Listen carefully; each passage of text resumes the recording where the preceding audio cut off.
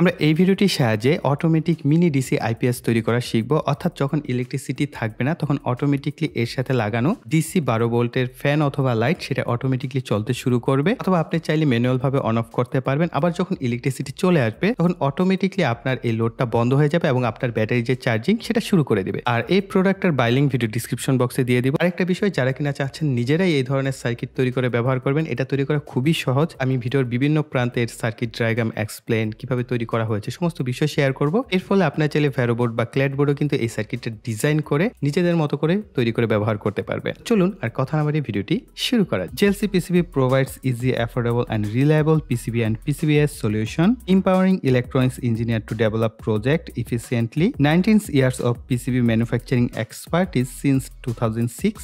Running 5 cutting-edge in-house factories, serving over 6 million engineers in 180 plus countries and regions. JLC PCB তে রয়েছে easy order প্রক্রিয়া, যার ফলে কোনো এফোর্ট ছাড়াই পিসিবি বোর্ড অর্ডার করতে পারবেন। আপনার তৈরি গার্ডার ফাইলটি গেট ইনস্ট্যান্ট থেকে কোড করুন, মাত্র 1 মিনিটে অর্ডার সম্পূর্ণ করুন। এটা এতটাই সহজ যে অনলাইন শপিং করার মতন। JLC PCB তে রয়েছে PCB customisations, component sourcing, stencil manufacturing and high precisions assembly all in one place.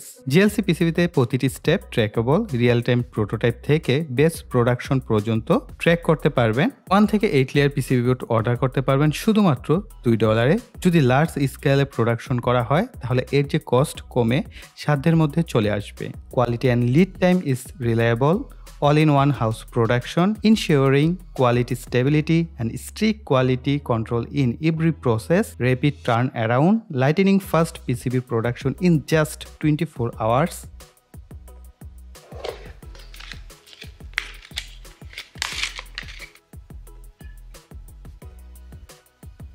Variable DC relay প্রয়োজন হবে একটি, LM317টি আইসি একটি, 6A10 ডায়োড একটি, 1N5399 ডায়োড দুটি, 1N4007 ডায়োড একটি, 103 ভেরিয়েবল রেজিস্টর একটি, পাওয়ার সকেট একটি, 104 সিরামিক ক্যাপাসিটর একটি, 2200 মাইক্রোফ্যারাড 50 ভোল্টের ক্যাপাসিটর একটি, 1 কিলো ওহম রেজিস্টর তিনটি, 130 ওহম রেজিস্টর একটি, রঙের তিনটি এলইডি বাতি, 2 পিন এসি টার্মিনাল ব্লক প্রয়োজন হবে তিনটি, 3 পিন টার্মিনাল ব্লক একটি, আরেকটি কানেক্টিং এর জন্য কানেক্টিং ওয়্যার। চলুন ঝটপট আমরা পিসিবি বোর্ডে পার্টসগুলোকে বসিয়ে নিই।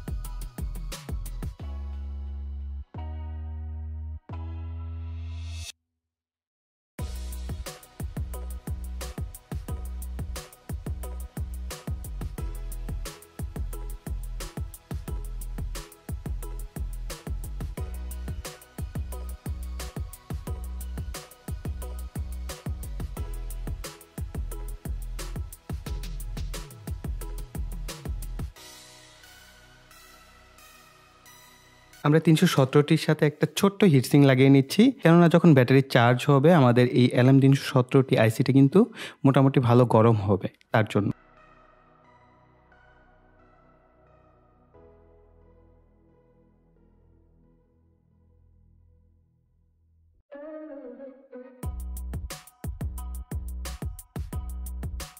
এই যে সার্কিটটা, এটার স্পেসিফিকেশনটা বলে দেই। এটার ভিতরে আপনি যখনই পাওয়ার সাপ্লাই দিবেন তখন আপনি এটার থেকে হচ্ছে ব্যাটারি চার্জ হবে। যখন ইলেকট্রিসিটি চলে যাবে তখন অটোমেটিকলি আপনার এর সাথে কানেক্টেড যে লোডটা থাকবে সেটা চালু হয়ে যাবে। অর্থাৎ মিনি ডিসি আইপিএস আমরা যেটা দেখতে পাই, অনেক ক্ষেত্রে আমরা ডিসি ছোট একটা ফ্যান ব্যবহার করে থাকি 12 ভোল্টের, অথবা 12 ভোল্টের লাইট ব্যবহার করে থাকি। সেই ক্ষেত্রে আমরা প্রায়শই দেখতে পাই যে যখনই কিনা ইলেকট্রিসিটি চলে যাচ্ছে অটোমেটিকলি আমাদের বাতিটা জ্বলে উঠছে। এতে করে আপনার বারবার সুইচ দেওয়ার ঝামেলাটা থাকছে না। অর্থাৎ যারা পড়াশোনা করে, ছোট বাচ্চা রয়েছে ঘরে, তারা কিন্তু এই ধরনের সার্কিটটা দিয়ে খুব সহজেই একটা মিনি ডিসি আইপিএস তৈরি করে নিতে পারবেন। এবং এইখানে আপনারা চাইলে ট্রান্সফরমার ব্যবহার করতে পারেন, ট্রান্সফরমার দিয়ে ব্যাটারি চার্জ করতে পারবেন। সাধারণত ইউপিএস এর যে ব্যাটারিগুলো পাওয়া যায় সেগুলোর জন্য এই ধরনের সার্কিটগুলো ডিজাইন করা হয়ে থাকে। তবে আপনারা চাইলে লিথিয়াম আয়ন ব্যাটারি প্যাকও কিন্তু এর সাহায্যে চার্জ করতে পারবেন, এবং এই ক্ষেত্রে আপনার কোনো অটো কাটের প্রয়োজন হবে না যদি লিথিয়াম আয়ন ব্যাটারি প্যাক ব্যবহার করেন, কেননা এটার সাথে যে বিএমএস থাকে সেখানে অটো কাট সিস্টেম দেওয়া থাকে, অর্থাৎ ফুল কাট এবং লো কাট দেওয়া থাকে, অর্থাৎ ব্যাটারির প্রোটেকশন দেওয়া থাকে। কিন্তু লিড অ্যাসিড ব্যাটারি ব্যবহার করলে সেটার জন্য আসলে এর ভিতরে কোনো প্রোটেকশন নাই। তবে আপনি যদি অ্যাডাপ্টার ব্যবহার করেন সেই ক্ষেত্রে কিন্তু আপনি অলরেডি ভোল্টেজ লেভেলটা সেটই করে দিচ্ছেন, যার ফলে কিন্তু আপনার ব্যাটারিটা ওভার ভোল্টেজ হওয়ার কোনো অপশন নাই। আর লিড অ্যাসিড ব্যাটারির ক্ষেত্রে এই ধরনের ছোট ব্যাটারিগুলো ব্যবহার করতে পারেন, অথবা ম্যাক্সিমাম যে 9 এম্পিয়ারের যে ব্যাটারিগুলো পাওয়া যায় লিড অ্যাসিড ইউপিএস এ ব্যবহার করা হয় সেগুলো আপনারা ব্যবহার করতে পারবেন, বা এর উপরে হলেও 15 এম্পিয়ার পর্যন্ত হচ্ছে আপনারা ব্যাটারি লিড অ্যাসিডের ক্ষেত্রে ব্যবহার করতে পারবেন। আর লিথিয়াম আয়নের ক্ষেত্রে হচ্ছে আপনি 20 এম্পিয়ার পর্যন্ত ব্যাটারি প্যাক আপনি চাইলে সহজে ব্যবহার করতে পারেন। আমরা এই দুইটা ব্যাটারি প্যাকই কানেকশন করে দেখবো যে আমাদের আউটপুটটা কিরকম হয়। যখন আপনারা এই ধরনের লি-আয়ন বা 18650 ব্যাটারি প্যাক ব্যবহার করবেন তখন চার্জিং ভোল্টেজটা সেট আপ করবেন 13.6 থেকে 13.8 ভোল্ট, কারণ এই ধরনের ব্যাটারি প্যাকের জন্য এটা আদর্শ charging voltage level. So voltage লেভেলটা ইম্পর্টেন্ট। আর সেই ক্ষেত্রে কিন্তু আপনি এটার মধ্যে ট্রান্সফর্মার ব্যবহার করতে পারবেন না, অবশ্যই ভেরিয়েবল যে অ্যাডাপ্টার আছে সেগুলো ব্যবহার করলে খুব ভালো আউটপুট আপনি এখান থেকে নিতে পারবেন। এই ধরনের লিড অ্যাসিড ব্যাটারি যখন ব্যবহার করবেন তখন আপনি চার্জিং ভোল্টেজ যেটা আছে অর্থাৎ আপনার অ্যাডাপ্টার যদি ব্যবহার করেন তখন সেখানে 14.4 ভোল্ট সেট আপ করবেন। 14.4 ভোল্ট হচ্ছে আমরা জানি ব্যাটারি লিড অ্যাসিড ব্যাটারির ক্ষেত্রে আদর্শ চার্জিং ভোল্টেজ। তবে আপনি যদি চান একটু সেফ বা সিকিউর থাকতে তাহলে আপনি 14.2 অথবা 14 ভোল্ট সেট আপ করতে পারেন। এখন দেখা যাক আমাদের এই মিনি ডিসি আইপিএসটা কিভাবে কাজ করে বা এটার পারফরমেন্সটা কিরকম হয়। এটা যে পিন আউট গুলো এটার গায়ে লেখা রয়েছে, এখানে বি প্লাস দেখতে পাচ্ছেন এবং বি মাইনাস, এখানটায় হচ্ছে আমরা ব্যাটারিকে কানেকশন করব।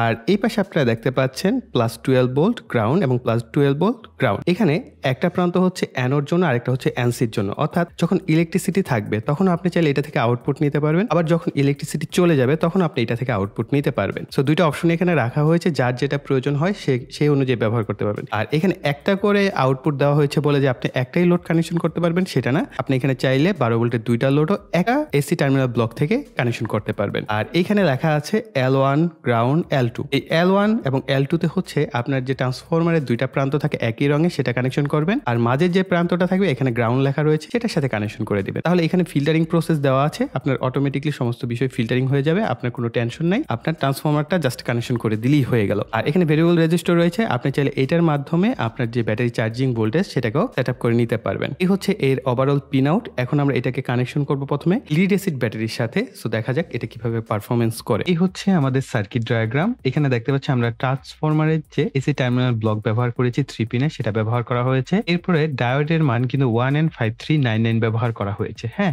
এখানে আপনারা চাইলে 1N4007 ব্যবহার করতে পারেন, সেক্ষেত্রে হচ্ছে 1 এম্পিয়ার আউটপুট হবে। আর 1N5399 মেবি এটা 1.5 এম্পিয়ারের একটা ডায়োড, এই কারণে আপনারা 1.5 এম্পিয়ারের মতো পাবেন। এখানে ভোল্টেজ রেগুলেটর আইসি LM3170 যেটা আছে সেটাকে আমরা এখানে বায়াস করেছি। এখানে একটা 10 কিলো ওহম রেজিস্টর ব্যবহার করা হয়েছে, এখানে 1 কিলো ওহম। এখানটায় আপনারা হচ্ছে 220 ওহম অথবা 330 ওহম মানে রেজিস্টর ব্যবহার করবেন, তাহলে অ্যাকুরেট ভ্যালুটা আপনারা পাবেন। আর এখানে আমরা একটা ডিসি সকেট ব্যবহার করা হয়েছে। আর এইখানে বাকিটা হচ্ছে এখানে ফিল্টারিং সহ অন্যান্য কাজগুলোই করা হয়েছে। আর এখানে রিলেটা কিভাবে বায়াস করা হয়েছে এখানে দেখেন 1 এবং 4 হচ্ছে কয়েল, আর 5 নাম্বার হচ্ছে কমন পিন এবং 2 নাম্বার হচ্ছে নরমালি ওপেন, 3 নাম্বার হচ্ছে নরমালি ক্লোজ। এখানে আমরা জাস্ট ডায়োড ব্যবহার করেছি। এখানে দেখেন 1N5399 এই 1N4007 ব্যবহার করেছি অর্থাৎ D3 তে। আর D4 যেটা এখানে আমরা কিন্তু একটা পাওয়ার ডায়োড ব্যবহার করেছি 6A10 অথবা 10A10, এই দুইটা ডায়োডের যে কোনো একটা ব্যবহার করতে পারলে আপনার এইখান থেকে যে আপনি অ্যাডাপ্টারের মাধ্যমে যে এম্পিয়ারের পাওয়ারটা সাপ্লাই দিবেন সেই এম্পিয়ারটা সরাসরি আপনার ব্যাটারিতেও চলে যাবে, পাশাপাশি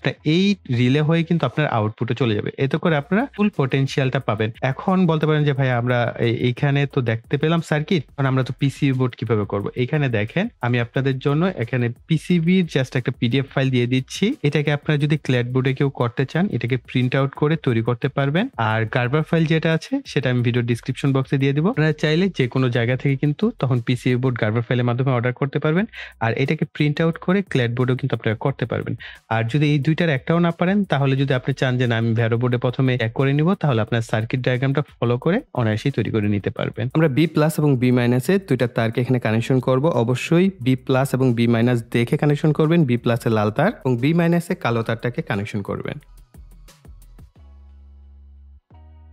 আর এখানে একটা 12 ভোল্টের এলইডি বাতি কিন্তু এটা, হ্যাঁ, ডিসি এলইডি বাতি। এটাকে আমরা আমাদের এখানে এনো অথবা এনসি অর্থাৎ এনোতে হচ্ছে কানেকশন করতে হবে একেবারে এই পাশের যে প্রান্তটা আছে এটার সাথে।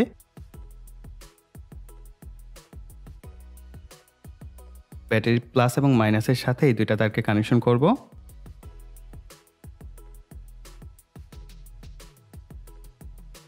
আপনারা দেখতেই পাচ্ছেন ব্যাটারি কানেকশন করার সাথে সাথে কিন্তু আমাদের এই বাতিটা জ্বলে গেছে। অনেকের হয়তো এরকমটা হতে পারে যে আপনি রাতে ঘুমিয়েছেন তখন এই বাতিটা জ্বলছে। এর জন্য আপনারা যে কাজটা করবেন, এইখানে আপনার এই যে লোডটা আছে অর্থাৎ বাতিটা, এই বাতিটার যেকোনো একটা তারকে কেটে সেটার সাথে একটা সুইচ এখানে কানেকশন করে দিবেন। এতে করে যখন আপনার মন চাইবে চাইলে ম্যানুয়াল ভাবে আপনি অন অফ করতে পারছেন, চাইলে অটোমেটিক্যালি এই অন অফটা আপনি ব্যবহার করতে পারছেন। ব্যাটারিকে চার্জ করার জন্য আমার চাইনিজ যে অ্যাডাপ্টারটা আছে এটা ব্যবহার করছি। আমি এখানে ভোল্টেজ লেভেলটা সেট করে দিব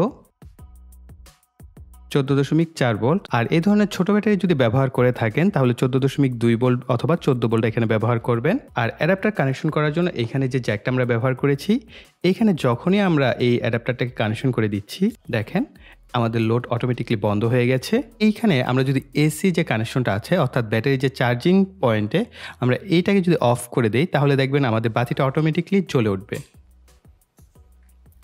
আবার যদি আমরা অন করে দিই, রিলে কন্টাক্ট শুনতে পাচ্ছেন। এখানে ব্যাটারির ভোল্টেজ কিন্তু ধীরে ধীরে বাড়ছে, তার মানে হচ্ছে আমাদের ব্যাটারি চার্জিং হচ্ছে। অর্থাৎ খুব সহজে আপনারা চাইলে একটা মিনি ডিসি আইপিএস খুব সহজে তৈরি করতে পারবেন এই ধরনের লিড অ্যাসিড ব্যাটারি ব্যবহার করে, এবং আপনার এই ব্যাটারিগুলো কিন্তু অনেক লম্বা সময় চলবে যদি আপনি ভোল্টেজ লেভেলটা ঠিকঠাক রাখতে পারেন। এখন আমরা এই ব্যাটারিটা পরিবর্তন করে একটা লিথিয়াম আয়ন ব্যাটারি প্যাক ব্যবহার করে দেখব যে আউটপুটটা কিরকম হয়। ব্যাটারির ভোল্টেজ কিন্তু অলমোস্ট ফুল চার্জের দিকে আছে, 12.35 ভোল্টেজ এখানে রয়েছে। আমরা এখানে 12.8 ভোল্ট সেট আপ করে দিয়েছি। এখন আমরা যদি এটাকে ইনপুট দেই, সো দেখতেই পাচ্ছেন আমাদের কিন্তু আউটপুট বন্ধ হয়ে গেছে। আবার যদি আমরা এসি লাইনটাকে বন্ধ করে দেই তাহলে আবার বাতিটি জ্বলে উঠেছে। এখন আমরা যদি চার্জিং ভোল্টেজটা একটু চেক করি, আমরা দেখতে পাচ্ছি ধীরে ধীরে কিন্তু ভোল্টেজ বাড়ছে, কেননা ব্যাটারিটা ফুল চার্জের দিকে আছে। যখন ব্যাটারি ফুল চার্জের দিকে থাকে তখন কিন্তু ব্যাটারির ভোল্টেজ লেভেল খুব ধীরে ধীরে বাড়ে। অর্থাৎ আমরা চাইলে এই দুই ধরনের ব্যাটারি দিয়েই কিন্তু মিনি ডিসি আইপিএস খুব সহজে তৈরি করতে পারছি। আপনারা কি চাচ্ছেন কিনা যে আমি এটা আসলে একটা কমপ্লিট করে আপনাদেরকে দেখাই? ধরেন এখানে তো অলমোস্ট আমরা কানেকশন করেই ফেলেছি, তারপর আপনারা কি চাচ্ছেন কিনা কোনো একটা বক্সের মধ্যে খুব সুন্দরভাবে সেট আপ করে আমরা মিনি ডিসি আইপিএসটা তৈরি করি? তাহলে অবশ্যই কষ্ট করে একটু কমেন্ট সেকশনে জানাবেন, তাহলে আমরা না হয় পরবর্তীতে এটার উপর সেপারেট আরেকটা ভিডিও নিয়ে আসবো। আপনারা কষ্ট করে যদি একটু কমেন্ট সেকশনে লেখেন তাহলে এতে করে আমার বুঝতে সুবিধা হয় যে আমি এটার উপর ডেডিকেটেড আরেকটা আলাদা ভিডিও আপনাদের জন্য নিয়ে আসবো কিনা। এই ছিল আমাদের সম্পূর্ণ ভিডিওটি।